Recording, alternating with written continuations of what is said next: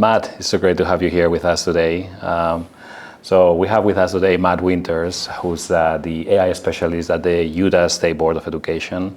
It's a conversation I'm very excited to have. We're here in beautiful San Diego, just before ASU GSB. And just a little bit word of caution, this is the first time that we do this type of face-to-face podcast in terms of content. Mm-hmm. So excited that's actually with you. We've done a lot remotely. So beautiful opportunity. So Matt, why don't you start introducing yourself, telling us a little bit about yourself? Absolutely. So happy to be here with you and so happy to be at ASU GSV as well. This is going to be such a fun couple of days and hopefully we can get some ideas out there post-show. My name is Matt Winters. I work at Utah State Board of Education as the AI Education Specialist. Before that, I was a statewide trainer for Utah Education Network and a K-12 and higher ed English teacher. Interesting. Yeah. Fantastic. So from English teacher to AI specialist at state level, can you tell us a little bit of that journey? What has made your path kind of stumble upon this opportunity? Yeah, absolutely. I weirdly enough, my first passion was literature, and I started out looking at Irish authors. So I spent a lot of time in my undergrad and my first master's degree was around James Joyce and the Irish novel. And one of the things that I really focused on was trying to understand these giant, complex pieces of literature. About halfway through, I realized I don't want to do research, I want to do teaching. So I switched from literature studies and all that research work and switched over to nothing but teaching. And I've been doing that basically ever since. And slowly over time, especially when I got into the K-12 classroom, started doing more and more technology. I, as an English teacher, brought 3D printers in my classroom. I brought a whole classroom set of Oculus Quests into my classroom, all that I got on grant funding. And then I built a makerspace in my old building, and it just got me on the map as far as educational technology goes. And I was talking about AI back in 2017 with one of my principals, and just never really left my vernacular. It just kept growing and growing and growing. Yeah, fantastic. So across the country, and I believe even internationally, Utah has actually become a reference for AI adoption. Our audience, which will be a mix of public sector, both domestic and international representatives from like ministries and secretaries of education, edtech founders and edtech leaders, as well as probably private group operators. So why is Utah an example so far? Why the success? Why are you calling it a success? A big chunk of that happens to be like we had some really good visionary leadership for decades, and we invested in infrastructure to go into this. So this isn't something that happened overnight and then like ChatGPT hit and we were like, we're ready for this. It was more that we had the conditions set for literally decades beforehand to play into this. So going back to 1994, Utah Education Network was asked by our legislature to be the statewide internet service provider for all schools and all telehealth networks. So literally, if you go into a school in Utah, the internet's free. And Utah is a massive geographic space. There's this geological feature that was known worldwide called the Grand Canyon. And we have almost every single school in the state, in terms of public school, fully hardwired with internet, which is incredible. There's a lot of other states, a lot of other countries that don't have that kind of work done. So that condition set. In 2016, underneath the visionary leadership of our former superintendent, Sid Dixon, we pushed through the digital teaching and learning program, which allowed for districts to build up their capacity around one-to-one computing, coaching, around a whole host of things in technology. And so well before COVID, well before anything AI hit, we had infrastructure in almost every single one of our districts and charter schools that provided the support that we needed. And so it's not something that happened overnight. And when we were looking at AI and bringing it into the system, there were a lot of people that were already going, can we do this? How do we do this? And we started working together very naturally, very quickly, because that's the collaborative spirit of Utah. Well, I'm glad you touched on the fact that this is not an overnight success. And why is it being recognized as an impactful AI implementation across the country? When we started with artificial intelligence, we really wanted, we were approached by a lot of our districts and charter schools saying, we want cheap, safe, effective AI tools. And so we were able to get through Utah Education Network, where I was working at that time, consortium pricing around AI tools. And we were the first state to do that. And at the time, I was like, this is just what our LEAs are asking for. This is what they want. Come to find out, it's a pretty special thing to be able to get that done. Right now, currently in the state of Utah until 2029, I believe, any district or charter school can get 4 AI tools for a discounted rate. And then on top of that, we have legislative funding for things like Canvas and Adobe. And so it opened up that kind of avenue. On top of that, at the state board, concurrently with that work, they were working on a framework. We were, I believe, the 13th state to have a ratified framework. Just went through a second iteration that was ratified by our board in the last couple of months that now talks about things like agentic AI and some of these more nuanced and new things that we're talking about. And so when we talk about like why it's kind of gotten into a space of Utah as a site to look at, it's because we've taken the standpoint of working together. I work collaboratively with higher ed and K-12 and our researchers, our industry partners to really understand what is happening, and then also get dedicated research lines. But then on top of that, we're constantly looking for new ways to train teachers, to support our superintendents, to basically holistically pump up the system as we go along. That's a standpoint that not every state is always doing, but because I had a training background, it's been an easy slip in for me. Yeah, no, I imagine. I think a lot to unfold there. Like you talk about cheap, safe, and effective AI tools. I'm very curious about which one, what are those and how they are evolving in time. But before and also you talk about frameworks and the importance of frameworks and having one at the state level. Before that, you've been almost 2 years into the post, pretty much. Are there any obvious outcomes that you're seeing from like being early adopter and implementing and taking certain risks, and perhaps also even compounding into the infrastructure and access efforts for many years? What could you quantify or qualify as, hey, this is the early results that we're starting to see versus perhaps other states or other initiatives that are a little bit behind? There's a couple. I mean, it's still early game, and it's always hard to do high-level systems work. There's a couple things that, like locally and then nationally, that have kind of been really interesting. So locally, we've done a big training program we'll talk about later, but we've seen some really interesting white papers coming out of that, where we're looking at very small ends of people who actually took the survey. But what we're saying is that when more teachers have more time to think about the technology and play with the technology in the training process, they actually are able to absorb it better and then bring it back to their classroom. Okay. And so we're seeing some really like kind of statistically validated ways of understanding how teachers are actually thinking about this technology and using it in their classroom. We also have close to 600 lesson plans that teachers have created for or in their classroom with AI.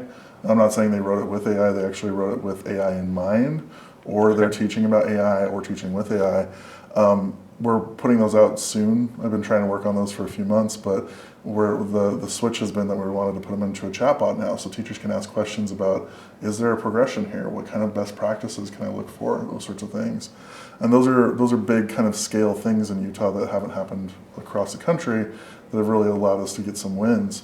Perhaps the biggest one though nationwide is because of the nature of my job and how unique it was, my boss at the time, this was about a year and a half ago, said, this state wants to talk to you, and this state wants to talk to you, and this state wants to talk to you. And I said, by about the 15th state, I said, I can't do this anymore. So I said, let's put them all on a call together. Yeah. And so we actually started an interstate collaborative just for DOE or SEA workers or people who are doing it in lieu of an SEA. And so we have about 90 people that get together once a month to just chat for an hour in a non-vendor, non-profit space to just see what is working and what's not. And that has been checked by a lot of my colleagues as a breeding ground for some of the best ideas that they've taken back to their states. Fantastic. Well, that's always a good indicator when other states are asking for wisdom and advice. Yes. And you talk about some of the early KPIs and outcomes, and I think I have a piece of data here. It's like early on you were trying to do professional development for around 1,500 teachers, and actually it is one of those rare occasions that actually you blew that number. Can you tell us a little bit about that and why? Yeah, so this was an existing grant program that one of my colleagues, Sarah Young, who's now at Western Governors University, she got about $500,000, and that was the only funding we had really other than the money for my role. And so the whole goal of the job was get training out to teachers about basic AI literacy and fluency. So meet them where they're at and basically train them up on what is AI, the history of AI, what's available in their individual district or charter school, and give them data privacy and security understandings around this technology. That was super important. So we developed the training. I had a wonderful team that we were able to hire part-time for about 6 months.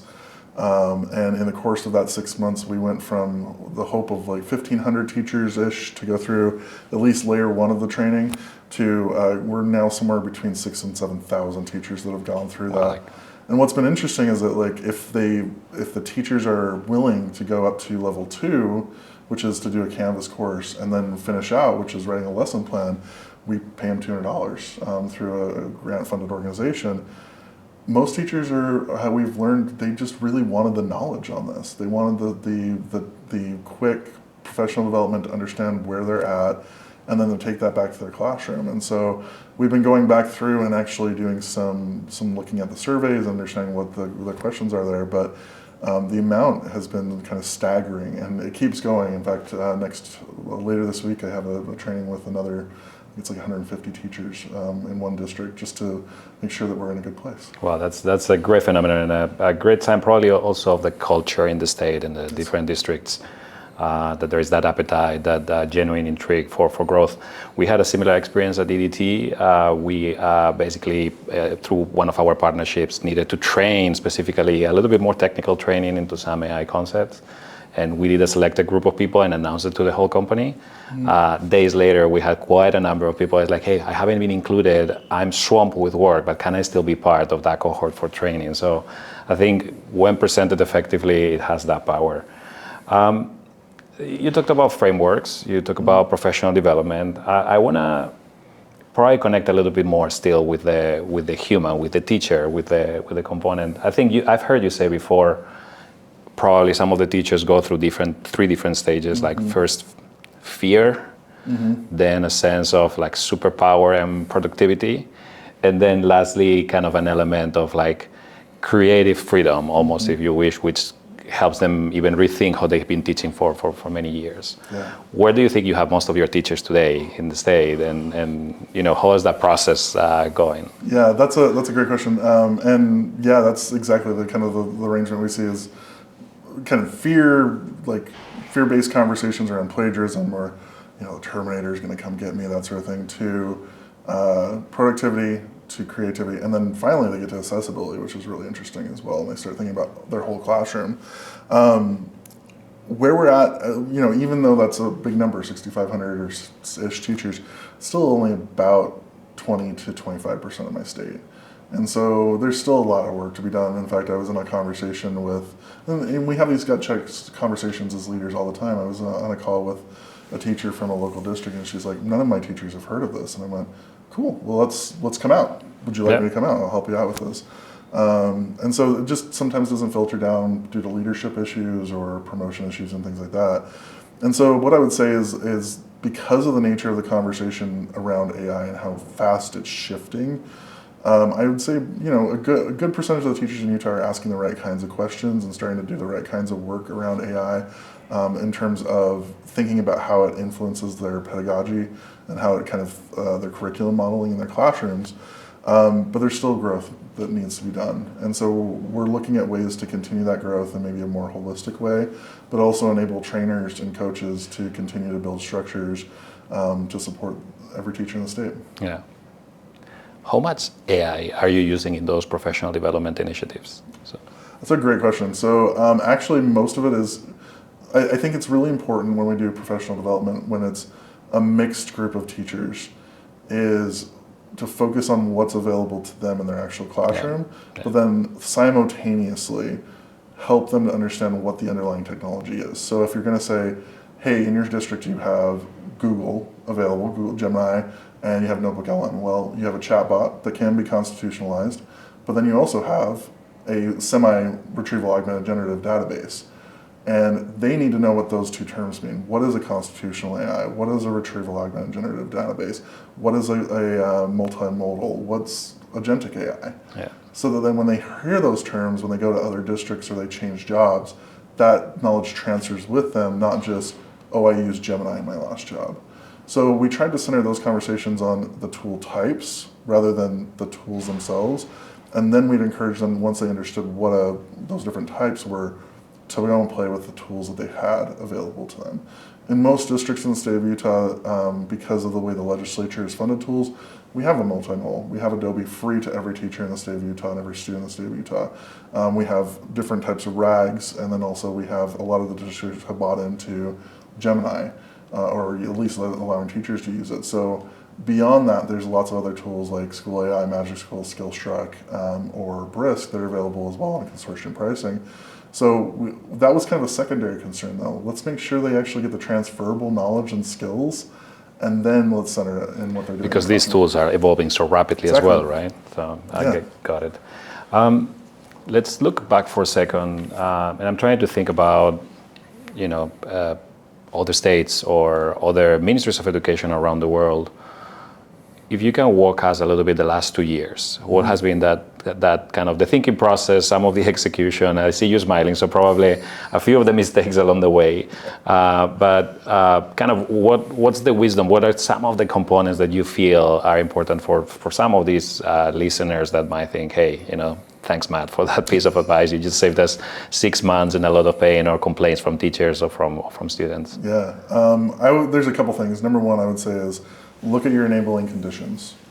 Do you have things that you can take away the roadblock that will make it simpler in a school or district or ministry level to help support the boots on the ground teacher? Like, for instance, it doesn't sound like it's a massive deal, but we got those tools in place under consortium pricing, which dropped the price, allowed for districts to adopt. That means that they don't have to do data privacy checks because they're done through the state. Correct. At UEN, that they're vetted, that they meet the floor of data privacy. There's a lot of layers to that, and it saves them time and effort and negotiating hours, which means that at the district level or the school level, frees up coaching time so that the mental energy, so that there can be more effort put into training with those tools. Correct. Rather than just getting them there. So thinking about like what enabling conditions that you as a leader can really look at and develop, even though they might not be very popular at that moment. Like, for instance, thinking about frameworks, I was hesitant, I'm supposed to be on a review cycle of every year. And last year I didn't change anything in our framework because I went, if I change something now, it's too early on some of the big things that were happening at the time a year ago, like agentic. But at the same time, it creates some panic of like, oh, he's changed some things. There's even more new stuff. So I pulled back and I said, let's really look at what I can do next year. And so this year, I went, oh, it's time to talk about agentic. It's time to add a glossary. So now we added those terms, and those were condition settings that I can kind of frame out for my districts across the state, and then get them set up down the line. And so just that condition setting question is so important of like, what can I do in my role that frees up time and space on someone else's? The second thing is that when we talk about professional development for teachers, it can't just be one and done. Unfortunately, sometimes it feels like I have to do one and done because of the nature of my role. Correct. But I'm always looking for other ways to support. So even though we talk about this massive program where we hit, between 6,000 and 7,000 teachers, we were also doing concurrent programs with leaders in multiple arenas. So we were going and doing trainings with their superintendents, with their building leaders, with their district leaders. We were doing events for charter schools. We were doing events for public schools. And we were just trying to hit all of these different avenues. And then also I was supporting other organizations to do their sorts of professional development. Parallel support, yeah. And I think that's the other component there as we lead into is once you have this kind of system in place of professional development for all, you have to look at what other organizations are in the ecosystem, because for every Matt Winters in the ecosystem, there's 10 more that could be created if you're paying attention to what's happening. So my former state superintendent, Dr. Sydney Dixon, she pulled me aside one day and she said, Matt, part of your job here isn't just to do really good when you are, but it's also to create the next generation of you. And so when I was doing this training program, all the trainers on that program, I was trying to give them more opportunities. We're taking them to conferences, we're letting them present.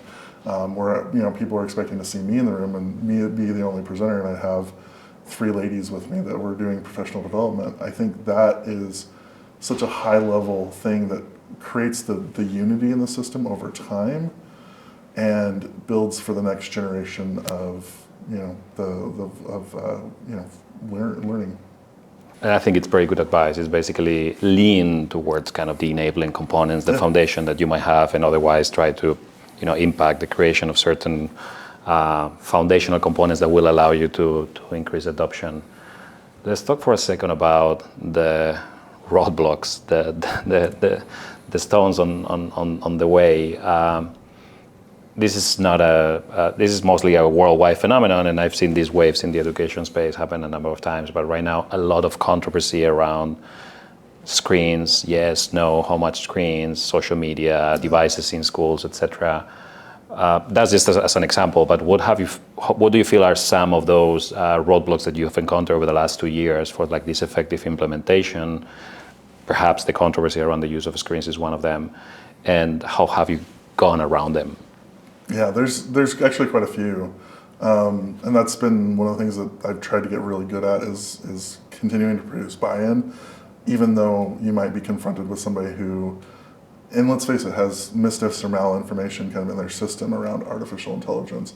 There's a couple things that a couple layers of things that I've seen. Number one is because of the nature of the technology, because of the nature of the ever-changing focus here, there are a lot of people who conflate generative AI with AI, and they forget that there's so many different types of AI. And so I've talked to policymakers who have said we need to ban all AI in schools, and I keep reminding them, hey, you ban all AI, you're banning language translation, grammar help, all these different things, because you can't just say ban AI. You have to really think through what that means. Precisely. And it's that nuanced thinking that is so complicated when we talk about AI that really has to be there in our policymaking efforts. So that's been one of them is working with policymakers, with parents, with students, and reminding them that there's much more afoot here than just a chatbot. The other side of it is we've had only 3 years here, and so that creates 2 big issues. Mm-hmm. On one side, we don't have enough research right now. Chris Agnew, who runs part of Stanford's Scale Initiative, he's been doing this great repository over the last the last year, and just a couple days ago he said, we've hit, I think it's 1,200 articles or something like that, and it's growing every month, and he's starting to see this body of research coming together. But the key word there is starting, and I think that's something we have to remind everyone in the ecosystem about, is that this is not something that is determined and done and finished. It is ongoing and it is shifting, and that we have to really read the research and think about it rather than just read the headlines, because often the most nuanced thinking about AI is buried in the back end, and we have to really think that through. I think about the MIT study from last year that everyone was quoting. When you really dug into it, AI was actually incredibly helpful in the learning process, but it was buried underneath some of those larger headlines. Along the sidelines with that is a lot of people who are not thinking about AI every day like I am. They're stuck in their 2023 first impression of generative AI. So I had a wonderful experience a couple weeks ago where I was invited to go to an AP U.S. government class in one of my towns nearby. And the students do these presentations about what should be an AI policy in their district, and then they had me give them feedback. No judging, just here's the feedback. And this one group did a wonderful job basically saying we should get rid of all of AI except for this type, because it's the most effective, it's helpful, and it has the least damaging results on the environment. And they were showing all this research, and I grabbed them at the end and I said, a lot of your research is about 2 years old. The amount of things that have shifted in just a year, let alone 2 years around artificial intelligence, is massive. And so actually some of the things you're saying up there is completely outdated and problematic, and have shifted completely. And so you really have to look at what's going on. And so I think that's a very important kind of standpoint to really work through is what's new, what's the newest thing that's coming out, making sure that we're on top of it. Yeah. Well, I'm pretty sure there will be new roadblocks that you need to deal with, so get ready for that. I'm curious, you feel some of the students share the same kind of fear and concerns as the teachers? Yep. Oh yeah, absolutely. In fact, again, Chris Agnew, was sharing some things I think this morning about student perceptions of AI are trending down, and I understand that because we've been so negative in kind of the cultural zeitgeist globally around AI. I mean, how many articles have you and I both read about they're going to take jobs away, it's destroying the environment, all those sorts of things, and we haven't really looked at the actual benefits of this technology and what it's actually doing for us. We've just been trying to, as humans do, constantly looking at the negatives. And so, of course, students are going to have a poorer perception of it over time, but at the same kind of thrust, we're seeing some really cool things come out of it, and some really great advances in how teachers are how to teach, how students are able to absorb information, but then also what we're able to do as a civilization. And so, it's kind of that we're so saturated with bad news. Why not? We need some good news about this. Definitely we do. Definitely we do. I'm curious. You have all these different personas within the state and at the district and school level. And you talk about kind of some of the efforts that, in this case, the state of Utah has gone a long way to make sure that there is good access to certain tools at discounted prices or free in some instances. Pretty sure that there will be what in the industry we call the shadow AI, right? Like those non-approved or necessarily pre-approved control kind of AI use cases or tools that are being used. Mm-hmm. What's your point of view on those within a regulated education environment, and specifically within the state of Utah? Well, as we've done these trainings and gone around to the states, we've highlighted, or the different districts and teachers and things like that, we've really highlighted data privacy. And so what's been interesting is that as we've talked to more and more teachers, my office, because I'm on the student data privacy team at USBE, we've gotten more and more calls from district leaders who are like, my teachers are at it using this term called walled garden, and they're talking about data privacy agreements. Can you help us? Like, we want to make sure we're doing things. And so it's been a really interesting shift to see teachers actually pushing back and going, I do want to have a data privacy agreement. I do want to make sure this tool is under order. And then on the flip side of that, what I've seen a lot of districts in my state do is they're starting to contract what tools they use. So they're centering more and more about around 6 or 7 tools and centering all the training there, and then kind of playing whack-a-mole with the rest of them, saying, no, we're going to use this one because it really unites us and it gives the students a platform to jump from one to one. And if there's something that you'd like to see otherwise, they'll work with the teacher to see if that's something that they can do. And so when we talk about shadow AI use, it's been lowered, and that's in the state due to that, but there's still always going to be a teacher who goes to a conference like ASU or ISTE or any number of the conferences and goes, oh wow, that's really cool, I want to use that in my classroom. I think what's important here though is that just because Utah has these data privacy laws doesn't mean that it's across the country or across the globe. And I think that's, if we're talking about ministries of education or other systems leaders like myself, we really got to start thinking in that mindset of how do we provide data security for teachers and that data privacy question. Do we have those laws in our state, in our country, in our ministries? And how do we, if we don't, how do we build them? And looking at good legislation like what's happening in Utah can really help play that up. And as a suggestion off to the side, I spent a lot of time looking at the legislation from other states of what they're doing and what they've passed. I was really influenced by what happened to Ohio and Tennessee around requiring AI policy. And so that was something I shared with a couple of legislators, and now it's a requirement in the state of Utah based off of a new law that came out in our last session. And so looking at what other people are doing that can play a large benefit, whether it be data privacy or other systems of efforts.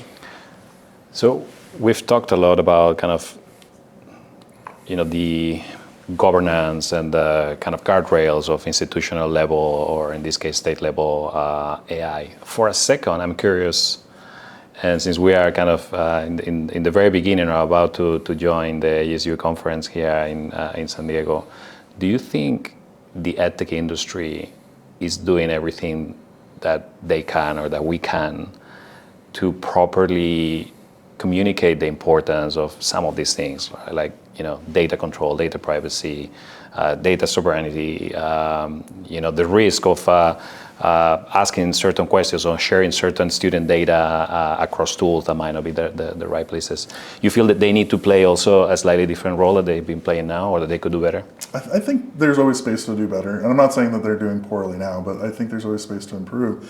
I think the issue is that there's a lot of companies, same just like in any system, there's components that may not have awareness. And so one of my roles that I've taken on in the state of Utah with the student data privacy team is I'll talk to companies and I'll say, do you know what a DPA is? Have you signed one? Do you know what the NDPA is? Okay, well, let's sign one in here in Utah, but then you may want to go look at, that's one of 39 consortiums across the United States. You may want to go look at those other consortiums and maybe just start signing those, because the more we get into the habit of signing data privacy agreements that assure that we are using data appropriately, the better off they are. And so that's one place that I think, especially smaller startups as they start to build and scale up, could do better on. I also think some of the major corporations who, for the last 20-ish years, have kind of gone taking the standpoint of, we have our own contracting and we only sign our contracting. They need to look at the state laws for the country or the areas that they operate in, and if they are they're out doing something else, they need to think about how they're signing those statewide or nationwide data privacy agreements and contracting so that they're under code. As we get deeper into this conversation, I could see, I'm not saying this is Matt conjecturing at this point, a wave of code and law around data privacy, data sovereignty, where it asks, if you're not under code, you have to shut down the service. And that could be devastating to a major corporation or a tiny corporation. So anybody who's in the system, you really need to do better about looking at these and thinking through, maybe we should have some capacity, some lawyers, build some time into this and actually sign these and be appropriate. Yeah, and to be honest, I don't think EdTech have it easy, in the sense that when you're operating globally, some of them are facing like very strict regulatory components in the EU, right, versus more innovative approaches like the ones we have here in North America. So it's not easy, but I'm being a little bit less polite than you are. I think as an EdTech group, as an EdTech kind of segment, we need to prioritize these. I think there's so much effort on marketing activities and promoting the next great big feature, which is great, and the industry has done in the past. The components around kind of having certain certifications around security and communicating very effectively how the data and the systems underline some of the edtechs. I think that's something that we need to push and encourage. Well, you said something really important there. The new features mean a lot to the teachers on the ground, and maybe to some of the coaches and things like that in the system. To the people that actually buy the product, your CTOs, your tech directors, what matters to them is that it's a secure, effective tool that will not ruin their entire system and create a data breach. And so if you're thinking about what is the best ROI in the country right now, I think signing DPAs is one of those, because it speaks directly to the audience that is buying your product and making sure that their work is safe, because we don't need another data breach in K-12. No, agreed. Let's talk a little bit about money and costs and funding, right? This is a recurrent topic as well. You highlighted like part of the effectiveness or very effective approach has been actually subsidizing or making available certain tools statewide, and otherwise getting agreements at reduced cost for the districts. You seem to encourage that as an approach, and are there any other observations? Like, if I'm an edtech provider in the industry, do I need to consider how do I price my product differently if it's an AI-based product versus my LMS or any other, like an English program, whatever that might be? That's a really good question. I'll start with funding for like K-12. One of the things I would look at is, sadly, we had this in the state of Utah. It was pulled legislatively in the last session, but we had a program for 10 years called Digital Teaching and Learning, and it really supported the kind of growth and support and ability to buy tools and physical hardware that was really, really supportive. And so looking at programs like that, which all of that data is available at dtlutah.org and completely public for 10 years, which is incredible. Looking at those as a company and going, here's the things that you want to really dig into, that's you can see that from a state perspective, and then bring that to other states and advocate for more funding given to the individual LEAs, because they're going to be able to do the growth work that you're really talking about. As far as the companies go, we really want to think about, again, what's the ROI? If we're gonna talk about a brand new AI feature, is it something that is new, or is it something that is an addition to? And is it just trying to, in essence, copy someone else or do similar things? I think one of the things that really gets me going when I talk to ed tech companies is it doing something that is small and focused and well done rather than trying to do all the things? And so, like, for instance, I was talking to a company last week that did one very specific process in the classroom, paper to AI to teacher feedback, that was very, very well done, very, very quick to work. I mean, we did a demo in a couple of minutes, and it worked effortlessly. And they were talking about other features they wanted to add. I said, don't. You got something that works here, refine this and build on this, because the more we have, like, yes, there's a place for these massive, Swiss Army knife sets, and we have tons of those already. What we need is really focused, solutions for boutique problems that really AI can help address. Like, we still have a lot of problems that could be examined and solved in the students with disability space, language translation, gifted and talented, let alone just general classroom work that AI can help solve that haven't been explored by AI or by ed tech companies. And so if you're looking for like kind of that next level of where to put your money, start thinking about those smaller spaces and design, as my friends at CAST say, design from the edges, not design from the center. Yeah, and don't try to position a solution that's trying to find a problem that doesn't exist. Exactly, yeah. Right? Completely. And you think some of those ed techs that are coming up with like novelty, kind of narrow challenges, they have a chance at doing pricing differently? I mean, we're familiar with using FTE or per seat pricing. And overall in the SaaS industry or in the software industry, you see certain early stage transition into potentially based on data, based on outcomes, based on tokens. You feel that, and we have certain initiatives here about outcomes kind of procurement or outcomes-based procurement in the country as well. You feel there's an opportunity for that, or it's too early? I think it's going to grow over time. I think there's a lot of companies who are, again, coming up and building. I think there's some companies who obviously have gotten to that Swiss Army knife level kind of standpoint, and they're going to be able to draw and pull the market where they want to go. But that's the weird thing right now, right? Is when we look at AI, the costs are trending down on what was expensive 2 years ago. Yeah. And so some of the things that are just barely starting to hit some classrooms are 2-year-old technologies that are actually starting to become very, very inexpensive. Whereas if you want to do something like an agentic swarm to support your entire district and do all sorts of cutting edge things, you're talking about a much larger cost factor. And so I think that gets us into a space where we are talking about kind of systems level artificial intelligence applications versus a classroom or a district level application. And I think those, the classroom level teacher facing or student facing applications are kind of getting less and less expensive and easier to kind of work with. And so those could be marketed in a very different way and could be priced in a very different way. But then there's these upper echelon kind of, I would say, like cutting edge technologies like agentic, where you may need a completely different pricing model because what I'm seeing in the market from my most cutting edge directors is they understand the technology, they know what to do with it, especially on a personal standpoint, but they don't know what to do with it in their district yet. And so how do we create these systems? I think that's kind of your next layer there. That could be priced vastly different. Because you're talking about consultancy, Correct. You're talking about support, coaching, and then also the building. We're starting ourselves as a consulting organization to talk about service as a software instead of software as a service, as a way to package knowledge, process intelligence, and deploy it in a big component of AI and also other kind of professional development and other things. So that's actually good advice and something to monitor.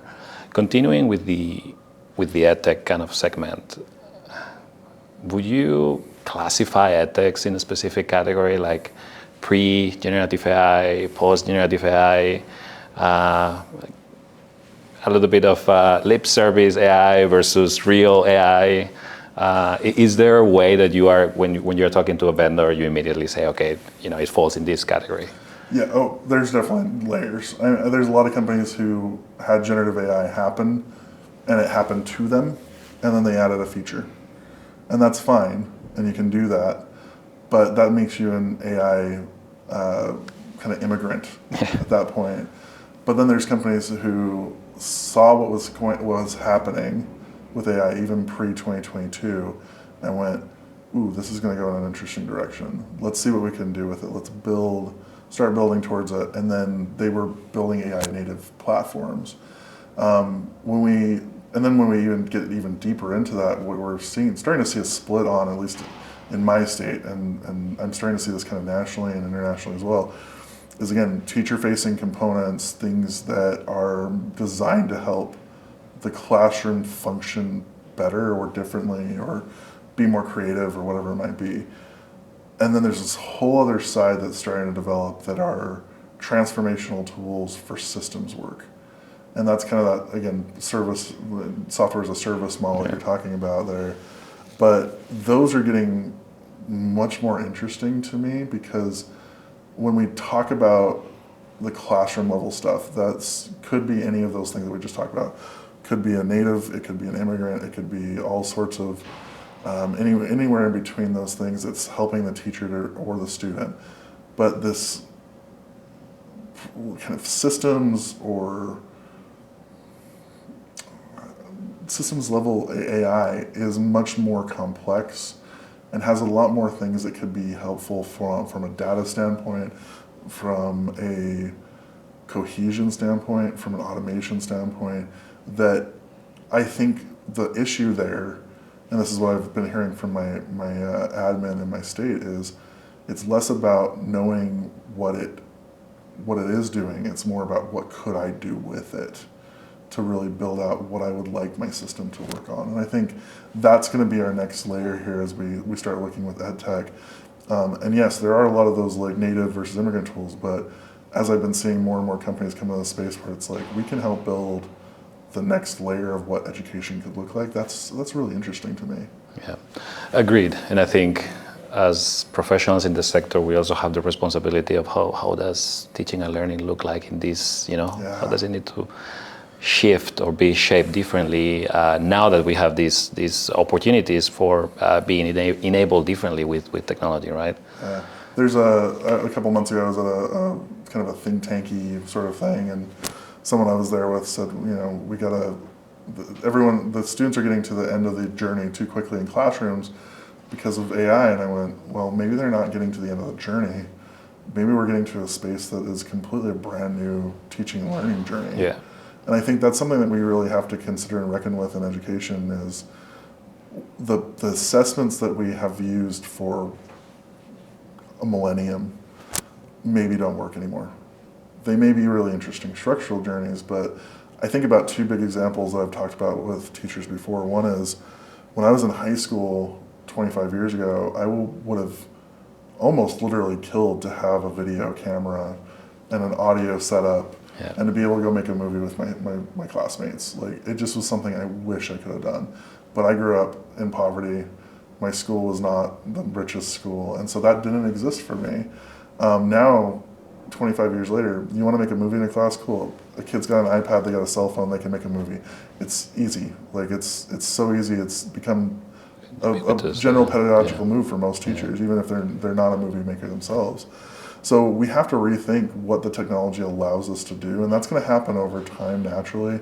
People are going to look at generative AI and other AI types and go, ooh, I could do this, or I could try this, and get creative, because as Ken Robinson always said, teaching is inherently a creative profession, and so they're going to try new things and build it up.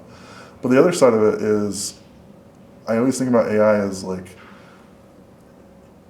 I look at the work of my colleague in Utah. His name's Dr. Cheng Li. He works at the University of Utah, and his research surrounds the idea of flipping the classroom on the student, and the AI is the student, the student is the teacher, the student teaches the AI how to do math. I see. And what he's seeing is vast shifts in how the students actually are able to do that work.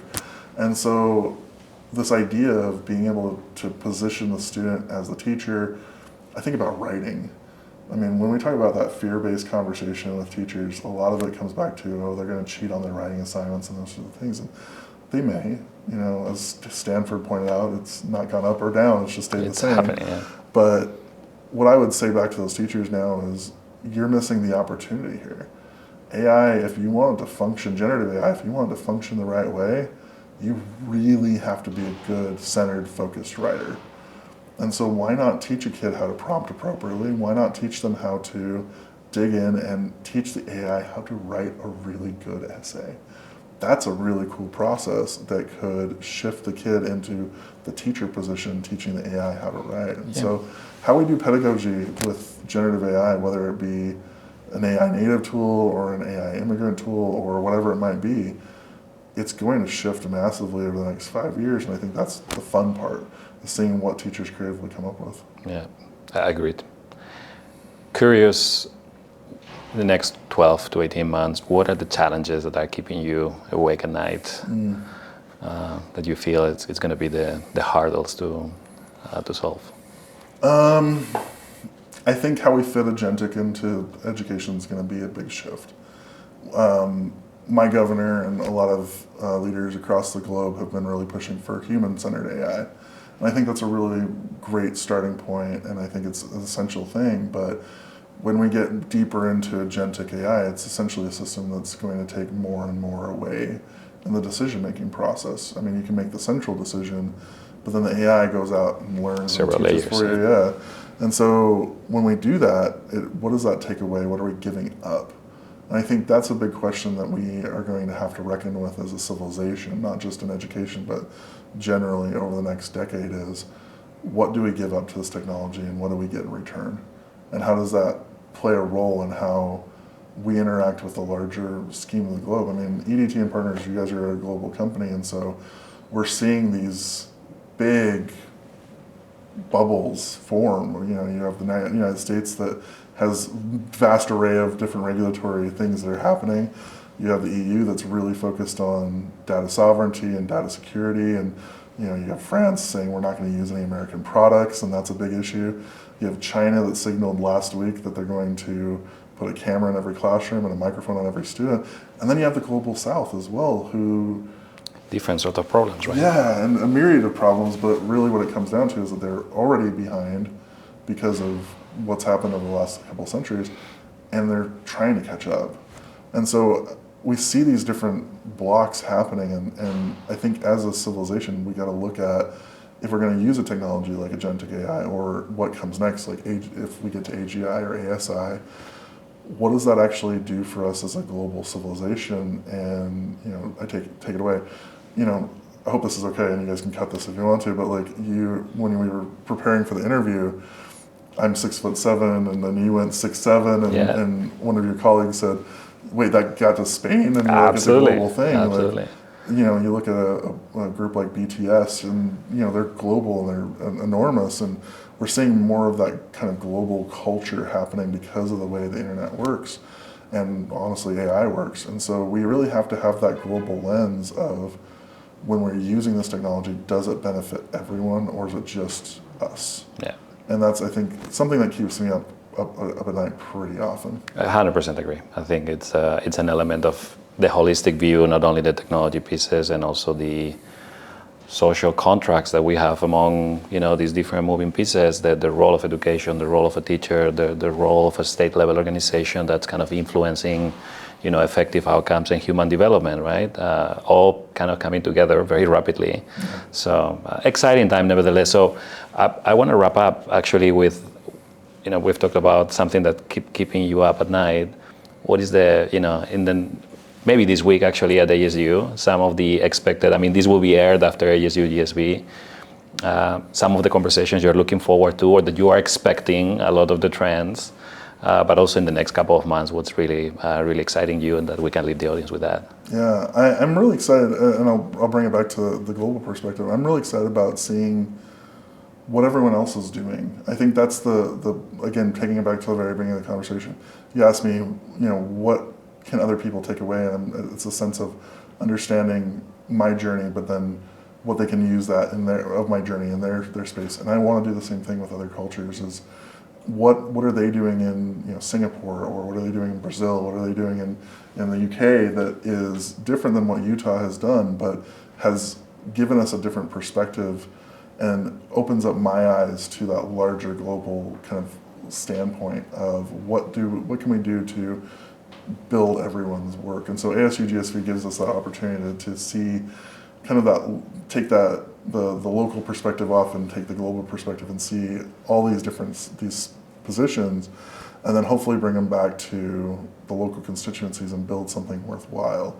Beyond that, I'm just always excited by what are teachers actually doing with this? Because when we get down to it, that's where the rubber hits the road in our system. Our educational system is when a teacher picks up the technology and goes, I can use this for this thing, and then it becomes a much larger scale effort that they can influence the next generation of students. I'm looking at things around how can we do more personalized learning, as everyone else is, but then how can that actually become a real system where a kid can get ahead earlier and feel like they have a voice in what they're doing in their education. Too often, especially in the United States, we don't always pay attention to what the students always need. It becomes seat time, it becomes Carnegie hours, those sorts of things. And I think AI is an opportunity for us to really rethink what is this and why have we been using this industrialized model of education. And so how can we shift it a little bit? And so I'm excited to see what we have in store this week and then over the next 6 to 8 months. Absolutely. Well, thanks so much, Matt. Yeah. Thanks for your contributions in the space. I hope to see you actually influencing many countries and hopefully travel across the world together, with you in instances when possible. So really looking forward to that. And thanks for the time today. Excited for the time ahead this week. And that has been the pod today. So thank you. Absolutely. Thank you. Thank you.